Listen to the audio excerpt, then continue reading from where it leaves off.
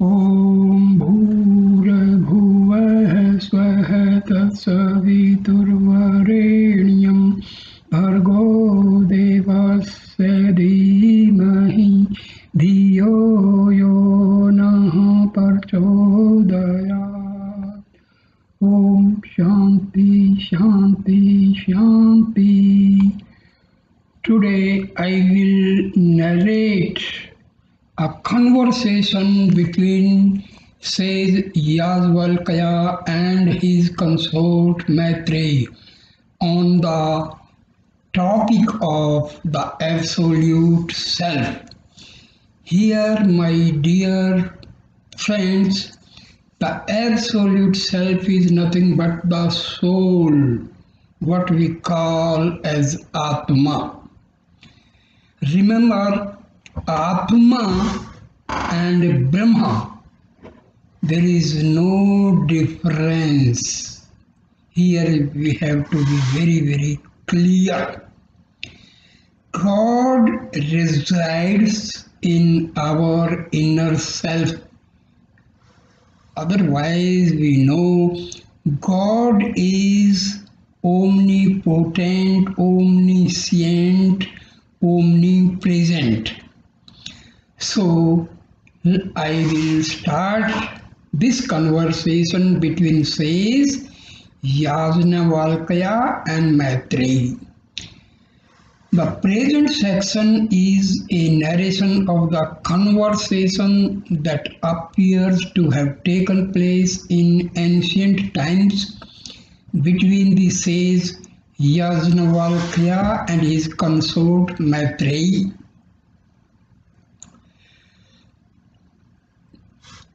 Last time, in my previous video, I have given this story of Yajnavalkya and how he was to go into retirement from the worldly life. So that I have already given in the previous video. So I am now here. Yajnavalkya says, I am going to retire from the life of a householder and enter into the fourth order of life. As we know, in Hinduism, the life of a person of 100 years is divided into 4 parts, each of 25 years. First is brahmacharya, that is celibacy. Second, grahast, householder. Third, vanprastha, going to jungle or retire from the worldly life. Sannyasa, leaving everything except God. Now, continue.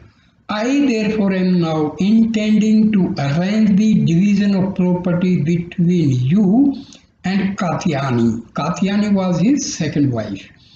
Before taking to the final stage of life, the life of a renunciation.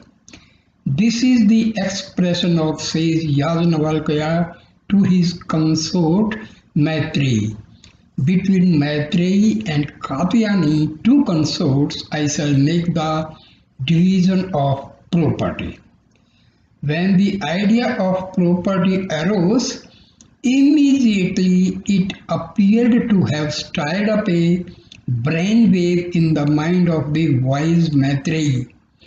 She queries, you speak of entering the fourth order of life, embracing a new perspective of living altogether, and therefore you propose to divide the property between the 2 of us here, so that we may be comfortable and happy. Is it possible for us to be happy ultimately through property? Is it possible to be perpetually happy by possession of material comfort and property? This is Maitreyi's question. See, Maitreyi and Katyani. Maitreyi was more inclined towards spiritualism Katyani was she was more interested in the worldly life. So this is the difference between two ladies. Okay. The intention of Yajnavalkya to leave secular property to his consorts naturally means that he proposes to leave them in a state of satisfaction and immense comfort. But is this practicable? Can we be eternally happy, unbrokenly satisfied? Can there be a cessation of our happiness at any time? The question, simply put, is it possible to give immortality through wealth? So, wealth cannot give immortality. So, if I am the owner of the entire earth, the wealth of the whole world is mine. Will I be perpetually happy, or will there be some other factor which will intrude upon my happiness in spite of my possession of the values of the entire world? This is the question put by, this is the query put by Maitreyi. This is the question. You will be very no, replies Yajnavalkya. You cannot be happy. You will be very comfortable, as is the case with people who own a lot of wealth. But you would be in the same state in other respects as is the condition of well-placed people in society. Immortality is not possible through possessions. It is a different status altogether, which has no connection with any kind of relativistic association. There is no hope of immortality through wealth. Now see here, the word immortality means we are out of the cycle of death and birth. So that is the state of liberation. See, do not misunderstand this infertility is for the body. No, here people misunderstand this conception. Immortality is nothing but we get rid of the cycle of birth and death. See, some people, they think, the immortality means we will carry on living forever.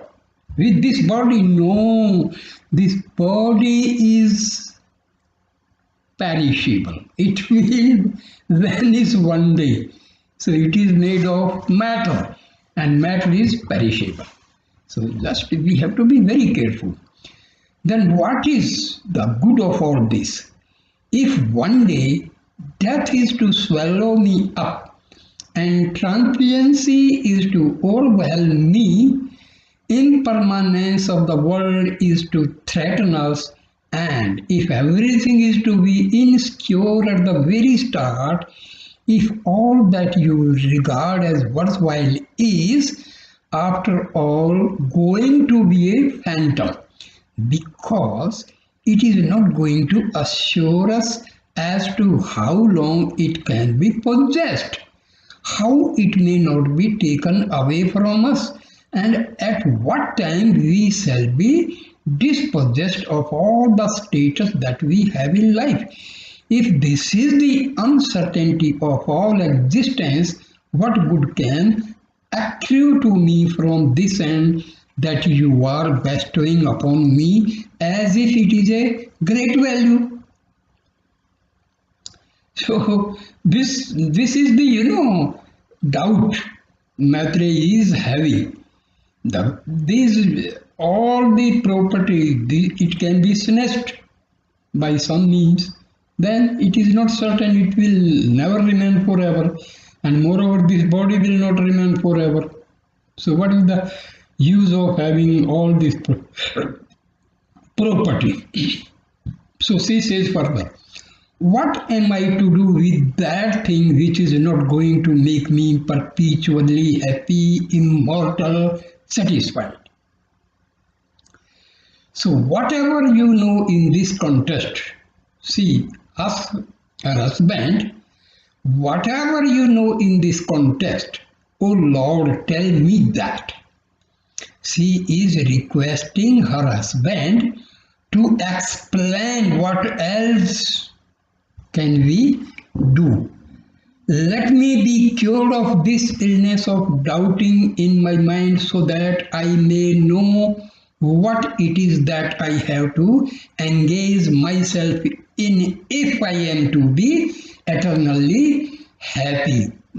Means she is asking, what should I do so that forever I will remain happy?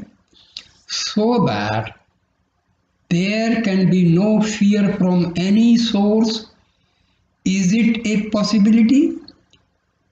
If it is a possibility, what is the method that I have to adopt in the acquisition of this supreme final satisfaction?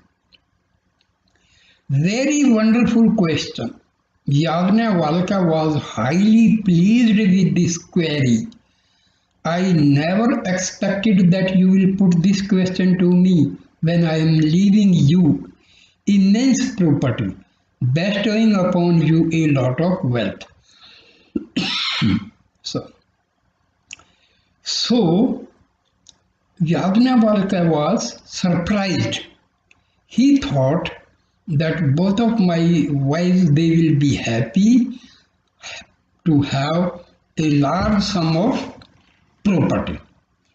But he was surprised when Maitreyi put question for happiness.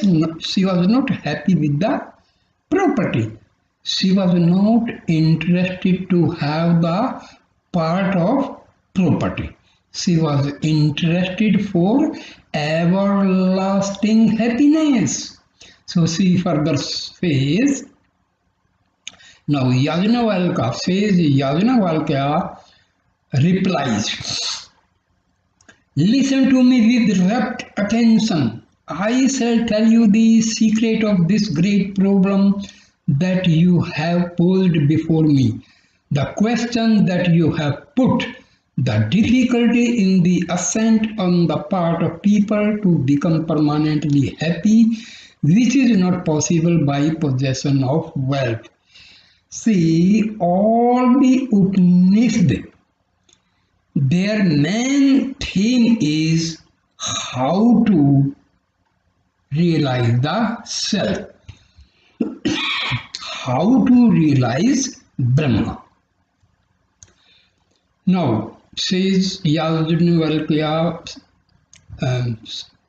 further says, now the whole subject is a discourse on the relationship that obtains between eternally and temporality. What you call immortality is the life eternal, and that which is temporal is what we see with our eyes. See, here immortality means soul is free from the cycle of birth and death. And what we see with our eyes, the things which are visible to our eyes, they can never provide eternal happiness. Because what we can see means everything that is made of matter, and matter can never be permanent. So wealth is a general term which signifies any kind of value, any possession. It may be a physical possession, it may be a psychological condition, or it may be a social status. All these come under wealth, because anything that gives you comfort, physical and social, can be regarded as property. This is what is known as temporal value. It is temporal because it is in the context of the time process. That which is temporal is that which is conditioned by time. See, remember, soul and God, they are beyond space and time. But all the things made of matter, they are conditioned by space and time. The time process is involved in the possession of values that are called temporal. So, time has a say in the matter of our possessions. We cannot completely defy the law of time and take hold of possession that we regard as ours. Time is inscrutable force which is a peculiar arrangement of things in the world. That arrangement is known as temporality. The arrangement of things is such in the temporal realm that things cannot be possessed by anyone. The idea of possession is a peculiar notion in the mind. You know very well how false the idea of possession is. See, how can we possess things forever? Say, for example, things may remain forever, but our body will never remain forever. So, possession is not at all possible. Because things as well as our body, all these things are perishable. And anything which is perishable can never remain forever. Only Atma and God remain forever, not perishable. So the simple thing, you cannot possess anything except in thought. So what we call ownership of property is a condition of the mind. I can give you a very small gross example. This is a large expansion of land, a vast field which is agricultural in itself. Today you say it is owned by A and tomorrow it is owned by B by transfer of property. Now, what do you mean by this transfer of property? It has never been transferred. It is there in its own place. It has been transferred in the ideas of people. One person called A imagined that it was his yesterday, and today another called B thinks in his mind that it is his. Now both ideas, whether it is the idea of A or the idea of B, are peculiar, inscrutable conditions which cannot be easily associated with the physical existence of the property known as land. There is no vital connection between the thought of the person and the landed property. There is only an imaginary connection. But the social arrangement of the idea of ownership is such that it appears to be well placed. There is an agreement among people that certain ideas should be accepted as logically valid. That is called temporal law. Man-made law is temporal law and it is valid as long as people who are concerned with it agree that is valid. But if it is not agreed upon, then the validity of that principle ceases. So, when the acceptance on the part of minds of people in respect of a principle called ownership ceases, then the ownership also ceases. For example, there is no ownership in a jungle. The beasts do not possess any property. Animals have no idea of ownership. They go anywhere at any time. Today the animal is in one place, tomorrow it is in another place, and we too live in a similar manner. We are in one place today and tomorrow in another place. The difference is we think in a particular manner, whereas animals think not in that manner. The whole question of ownership, or psychologically put, like or dislike, is a condition of the mind, which is an arrangement of psychological values agreed upon by a group of people who have decided that this should be the state of affairs. So you can imagine how artificial is the idea of ownership. Nobody can own anything unless it is agreed upon by the concerned people that this idea be accepted. If the idea is not accepted, then the ownership goes, because you cannot swallow the land or eat the property. It is there physically existent as something not mechanically related to you, but psychologically a phantom of your mind. This being the case, how can that bring permanent satisfaction? If a thing can be permanently possessed, you cannot be dispossessed of it. The very fact that can be dispossessed of a property shows that permanent acquisition is not possible. It is conditionally connected with you in a psychological manner, and it cannot be connected unconditionally. And what you call permanent happiness is unconditional existence independent of temporal relationship. That unconditional existence is not possible if it is in effect of a conditional arrangement. So, eternity, that is aspired after, which is what we know as immortality, is something trans-empirical and not conditioned by the process of time, and it has nothing to do with the ownership of property. You may possess or you may not possess.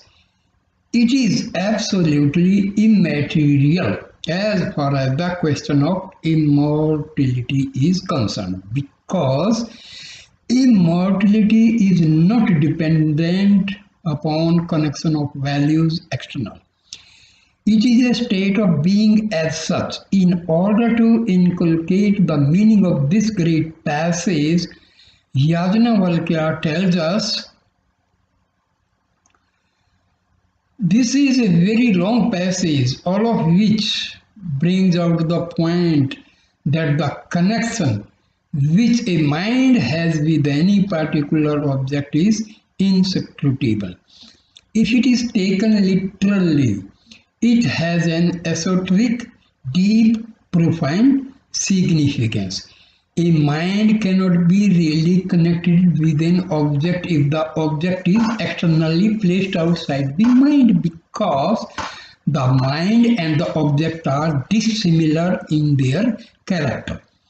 The object is physical, the mind is psychological, the mind is internal, the object is external, the mind is psychological and the object is physical.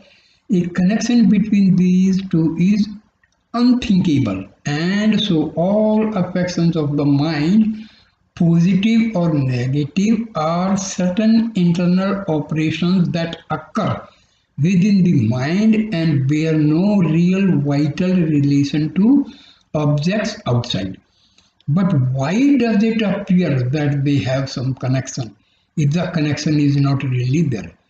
Why do we appear to be happy in our mind when certain objects are possessed? Desirable things are owned by us as we think in our minds.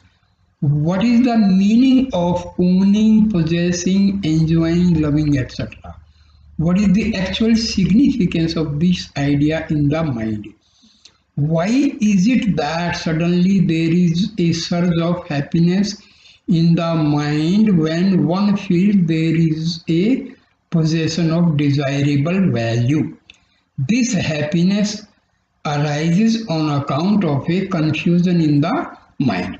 This is what the sage Yajnavalkya will tell us. This is a happiness which is tentatively the outcome of a transformation that takes place in the mind on account of an imagined connection of the mind with the object that is desired to and possessed. The happiness is not the condition of the object that is possessed. It is a condition of the mind. But that condition, which is the prerequisite of the condition of happiness, is made possible by a new notion that arises in the mind in respect of the object, which is a very intricate psychological point. Why does an idea arises in the mind? Why is it that you regard certain objects as lovable and others as otherwise? What is that makes a particular object desirable and acceptable and valuable and capable of becoming instrumental in creating this satisfaction in the mind? That is a very great secret. How is it possible that a particular imaginary connection of the mind with an externally placed object can become the source of happiness within this happiness on account of the presence of something else which the mind cannot cognize? And as long as the presence of this particular something is not recognized, there would be sorrow as an outcome, eventually or immediately as a result of this external relationship. This is a notion in the minds of people that happiness arises on account of the contact of the mind with desirable objects. That this is not true is a great point that is made out here. Happiness does not merely arise on account of the contact of the mind with an object which is desirable. For this purpose, another question may have to be answered. We shall leave aside for the time being the question as to how a desirable object becomes instrumental in creating satisfaction in the mind. Why does an object appear desirable at all is the primary question. Then only comes the question as to how it becomes instrumental in creating happiness. See, here happiness and pleasure, these are the things. Anything liked by mind, that is actually pleasure. Anything which is liked by soul, that is happiness. The very nature of our soul is happiness. That is known as bliss, anand. Because our soul is Sat Chit Anand, Satchidanand. That is existence, consciousness and bliss. So happiness is connected with soul and pleasure with the mind. This is the simple. The desirability of the object is again a condition of the mind. It is a perception of the mind in the contour of the object of certain characters which are necessitated by the mind. The mind is a pattern of consciousness. See, remember, in my other video I have explained how mind and our Atman connected. See, all the thoughts, they arise from our soul, and continuously rising of thoughts give rise to the mind. Remember, and when this, this mind is actually non-existent. It does not exist because these are the thoughts which constitute this mind, and thoughts arise from our soul. So mind itself is non-existent, it is temporary, it is perishable. It is because when the mind is destroyed, we say we realize our soul. Till the mind is there, ego is there, we cannot realize our soul. That is this mind, ego, they are the veil between, they are covering our soul rather. You may call it a focused form of consciousness, a shape taken by consciousness.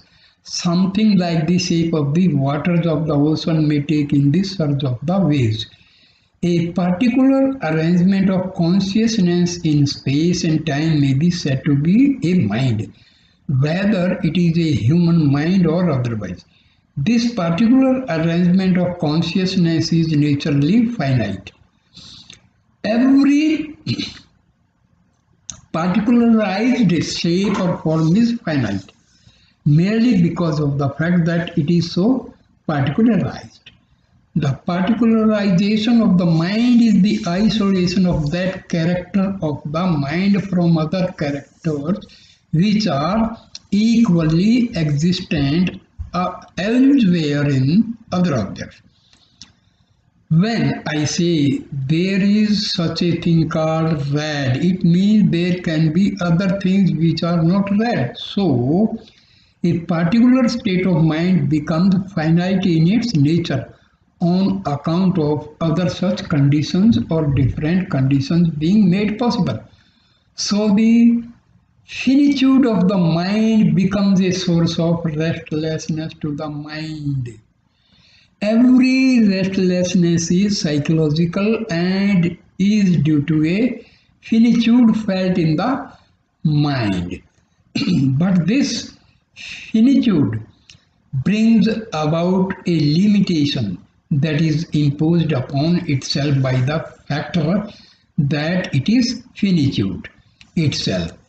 If you want to overstep the limit of the boundaries that are set upon you, so the mind tries to jump over its own skin, as it were, in trying to grab objects which it imagines to have the characteristics which are the counterparts of that it feels it has lost. The finitude of the mind, it is felt, can be made good by the character that the mind imagines to be existing in the objects that are desirable. It imagines for certain reasons that a particular object or a particular group of objects or a certain set of circumstances are made in such a way that they have characters which are exactly the complement or supplement or the counterpart or the correlative of its own finitude. Or you may say it is something like a square rod beholding a square hole in its presence of a similar shape. If the square rod possesses a round hole, there cannot be attraction. If the round rod sees a round hole, there can be attraction. There should be a counterpart of the values of attraction to arise.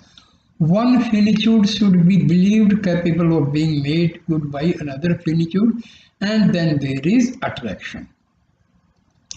The world is made in such a way that there are infinite varieties of finitude, and one set of values which goes to make up the finitude of a particular mind becomes the source of summoning the opposite of these values which are imagined to exist in another finitude, say an object.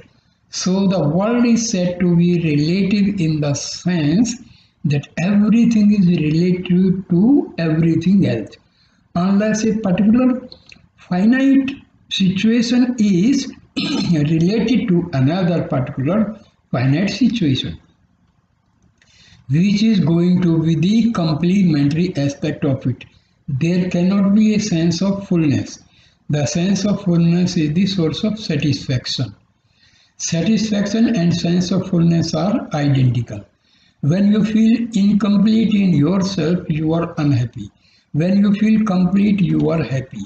The feeling of incompleteness arises on account of the notion that something is lacking in you. The sense of lack of something arises because there is a sudden emergence of certain notions in the mind in respect of values, of which it becomes conscious.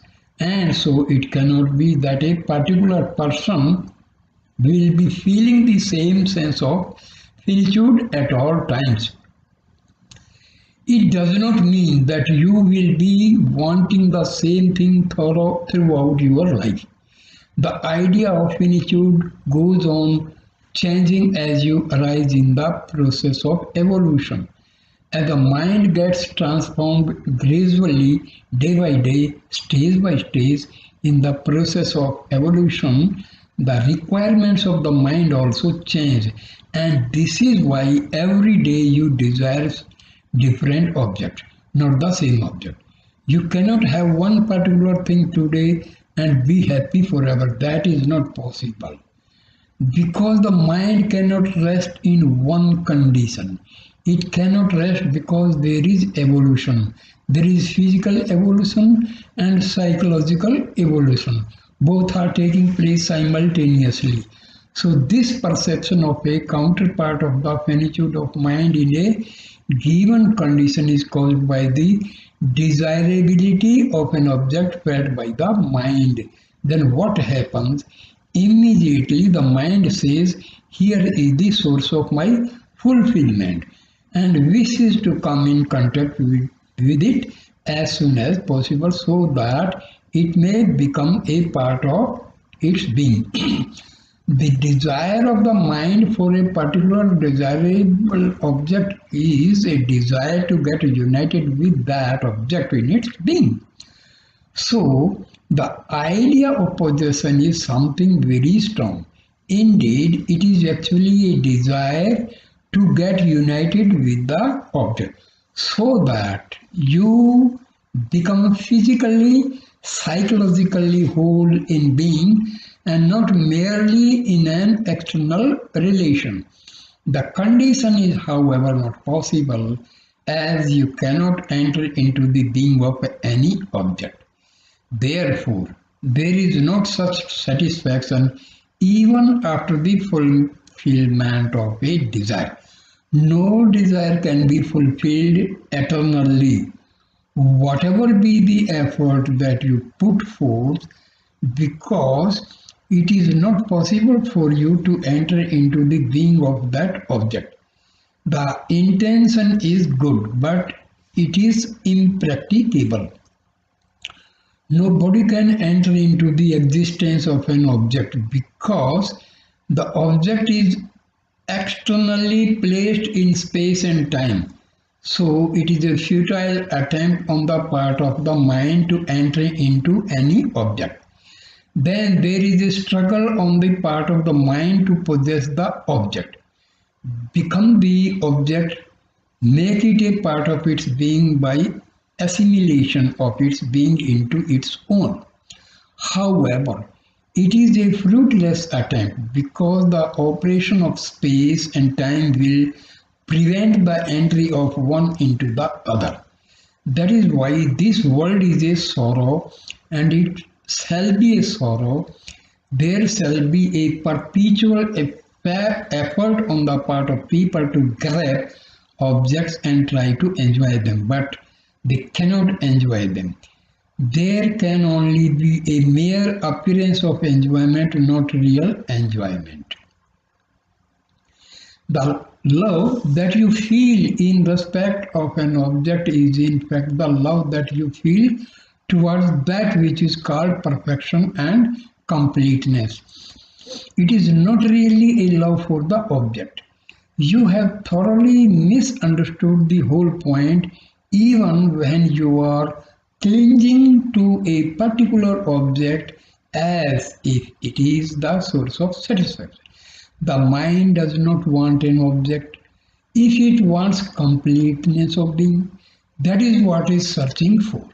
Thus, when there is a promise of the fulfillment that it seeks through the perception of an object that appears to be its counterpart, there is a sudden feeling that fullness is going to come, and there is a satisfaction even on the perception of the object, and there is an apparent satisfaction just by the imagined possession of it together with the yearning of actual possession. So, what is that you are asking for? You are not asking for any object or thing, you are asking for a condition of completeness in your being. So, my dear friend, says Yajnavalkya, nobody is dear. No object can be regarded as lovable or desirable. It is something else that you love and are asking for, but by a notion that is completely misconstrued. You believe that the object is loved. So, what you love is a completeness of being which is reflected in the condition felt to exist between yourself and the object concerned. You must mark this point. What you love is only the condition that you imagine to be present in the state of the possession of the object. But that state can never be reached for the reason already mentioned. So nothing is dear in this world. What is dear is the condition which you intend to create or project in your own being by an imagined contact with the object. So not one person is dear in this world, but what is dear is that condition which is imagined to be present after the possession of that object or that relationship. Now, what are these objects? Every blessed thing. Yajnavalkya goes on with his exposition to Maitreyi. Neither the husband is dear to the wife, nor the wife is dear to the husband. What is dear is a condition which they try to bring about in their mind by that relation. The condition is always missed, and so the happiness expected never comes.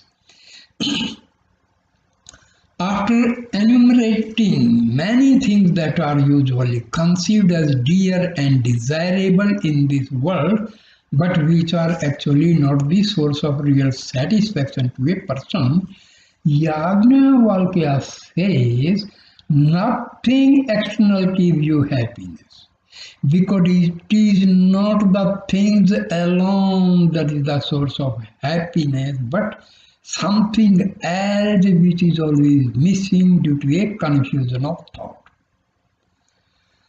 For the desire of the infinite, which is this self, everything appears to be desired. Here the word Atman is to be understood in the sense of the totality of being. It is the selfhood of all beings, a great subject which we have studied in detail in the 4th section of the 1st chapter. See, this conversation, it is in the Brihadaranyaka Upanishad.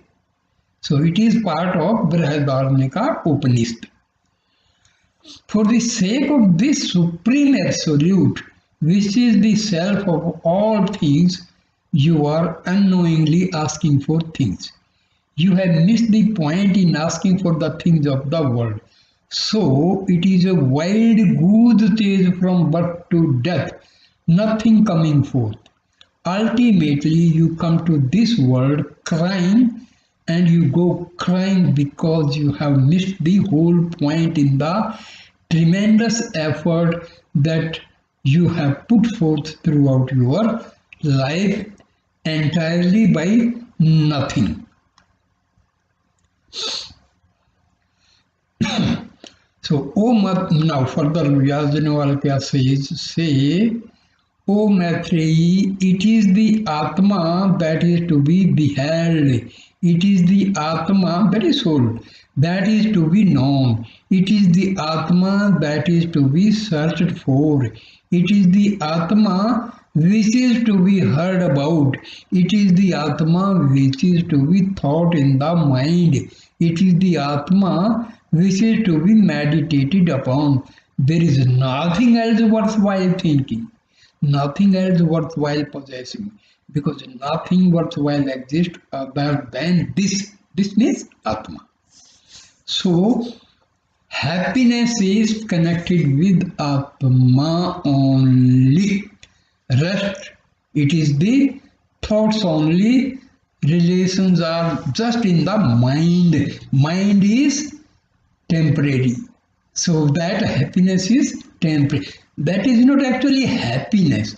Happiness and bliss, that is the nature of our Atma. If you can grasp the significance of what this Atma is, you have known everything. And then you have possessed everything. You have become all the. See, know thyself. Know your Atma. Realize your Atma. Then you will have happiness forever. This is the gist of all this thing. There is nothing left to desire afterwards. When we know our Atma, we realize our Atma, there is nothing desirable left over. And if this is not to be achieved, what is going to be your fate? Suppose you do not have this knowledge. Everything shall leave you one day or the other. Today this goes, tomorrow that goes, and the history of humanity has told us repeatedly that you cannot lay trust upon anything. You have seen things coming and things going. Today it is there, tomorrow it is not there. You cannot know what will happen tomorrow and what will be the status and the state of things at any moment of life, time. Everything shall desert a person if he is bereft of this knowledge, because they are not a part of his being. How can they be with him all? See, the being, remember, being means Atma. Do not misunderstand being. The word being, that is Atma. That which is not you cannot be possessed by you. That which is not you really cannot be a property of yours. That which is not you cannot be with you always. Therefore, it shall leave you. But why do you cry if anything goes away and there is bereavement, loss, etc.? It is quite natural to lose them. It is exactly as things ought to be. Things which are outside you do not belong to you. Therefore, it is no use crying over them. What is the difficulty? What is the problem? And why are you worrying about it? If they become so you, they cannot leave you, because you cannot be dispossessed of yourself. You are dispossessed of only those things which are not yours. This point you must understand. Finally, the Upanishad says, here the Upanishad means Brihadaranyaka Upanishad. Everything shall leave you if you regard anything as other than you. It is a metaphysical point, a psychological theme, and a practical truth. You cannot forget this. Anything that is outside you cannot belong to you and cannot satisfy you, and it will leave you. So it shall bring you sorrow. It is a point which is eternally true. All things shall desert you, one day or the other. Even those things which you regard as dearest and nearest, most desirable and valuable, shall desert you and leave you bringing sorrow because they do not belong to you. So Maitreyi says Yajnavalkya, it is the Atma that appear as all these things. This is the point that is never grasped by the mind, which looks upon objects as independent entities. The Atma is the one reality that masquerades in various forms and names, but this point is not understood. The mind that is finite, located and lodged in the body does not understand the fact that finite objects that are outside are only appearance of a single indivisible reality. So, the finite tries to cling to the finite, not knowing this fact of infinitude that is at the background of these finite forms. If this infinitude that is at the base of these finite forms is to be understood, realized and made part of one's own being, then the realization accrues. This Atma is all. In Sanskrit we call it Idam Sarvam Yad Ayam Atma. By these three illustrations, says Yajnavalkya tells us that the effect cannot be known unless the cause is known, because the effect is a manifestation of the cause in some proportion. You cannot understand the nature of any object in this world unless you know where from it has come. But you try to understand the why and wherefore things by merely beholding them with the eyes. Whatever be the extent of your observation in the best laboratory conceivable in the world, you cannot understand things, because whatever is observed through even the subtlest instrument, even the best microscope, etc., is an effect, not a cause. It is a product of certain circumstances. The conditions that have been responsible for the effectuation of these forms that you are observing are transcendent, and therefore they are invisible. Unless the cause behind the form that is visible is perceived, the form cannot be really known. If you are intent upon knowing the nature of any object, you must know its relation to something else, and that something else is connected to another thing, and so on and so on, until you will be surprised to realize that everything is connected to everything else in such a way that nothing can be known unless everything is known. So, it is not possible to have complete knowledge of any finite object unless the infinite itself is known.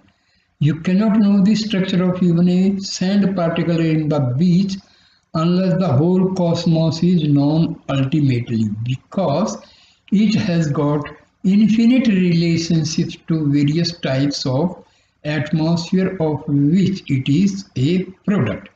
So, it will take you up to the limit of the infinite if you try to understand the inner, inscrutable majesty of even a grain of sand. To understand this, the great master Yajnavalkya gives us three illustrations.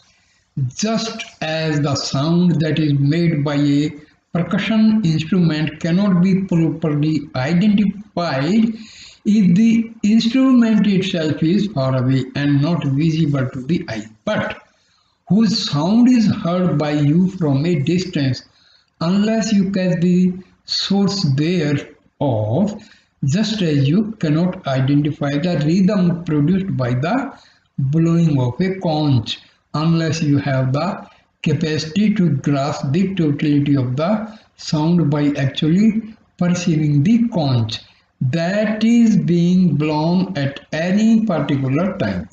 Just as you cannot understand the symphony produced by a veena or a stringed instrument, for instance, merely by hearing one note unless you are able to connect all the notes in a harmonious symphony. So is the case with all these things in the world. You cannot know anything. They are each like one note in the symphony or the music of the universe. How can you know the beauty of the music by merely hearing one note? That note is connected to many other notes, and when every note is harmoniously related to all other notes to which it is related, and all the notes are grasped at one stroke in one single harmonious symphony, that becomes music. It is beautiful. But if only a twang is heard or one tick is heard, it makes no sense. It is not music. Likewise, with any object in this world, it is one twang, one tick, one sound which is really connected to a vast arena or a gamut of a symphony that is universally expansive. Unless the total expanse or continuity is grasped by the mind at one stroke, which means to say that unless the infinite being behind the finite object is grasped by the consciousness, no finite object can be known fully, nothing can be understood perfectly. Therefore, nothing can give you satisfaction. There is no hope of immortality through any possession in this world, is the conclusion of sage Yajnavalkya. The sage Yajnavalkya says that the nature of effects cannot be known unless their cause is known. It is futile on our part to investigate into the nature of any finite object without correlating its form and contact with the causes which gave rise to its present form, in a series which cannot be comprehended by the mind. Every link in a chain is connected with every other link. The pull or force exerted by the topmost link is felt by the lowermost link, even if the chain be millions of miles in length, irrespective of the fact that the lowest link might not have even seen the very existence of the topmost link. The presence of that topmost link will be felt by the pressure it exerts through the age-long length of the chain, of which the lowermost link is a finite part. Even so is the nature of all finite things in the world, and we cannot understand the nature of anything unless we are in a position to understand everything at the same time.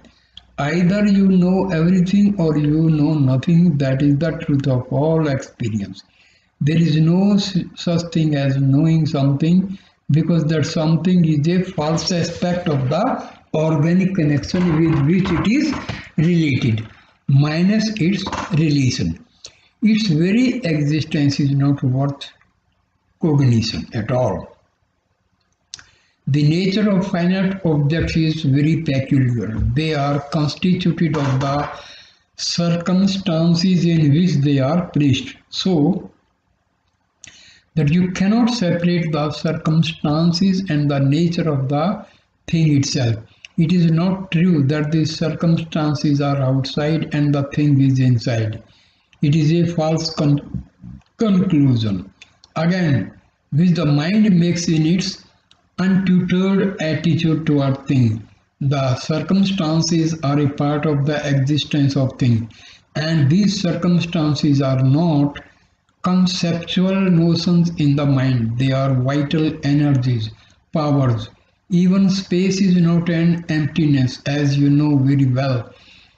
It is as solid as a rock, for example, because under conditions which can be experimented upon, Even the most solid of things can be converted into an ethereal substance. So, the circumstance of space around an object is not an unimportant aspect that can be separated from the existence of an object. But the incapacity of the senses to perceive non-physical objects and non-physical conditions creates a false impression in the mind that the circumstances are completely isolated from the existence of an object. This is why we make independent notional judgments about things, distancing them from the conditions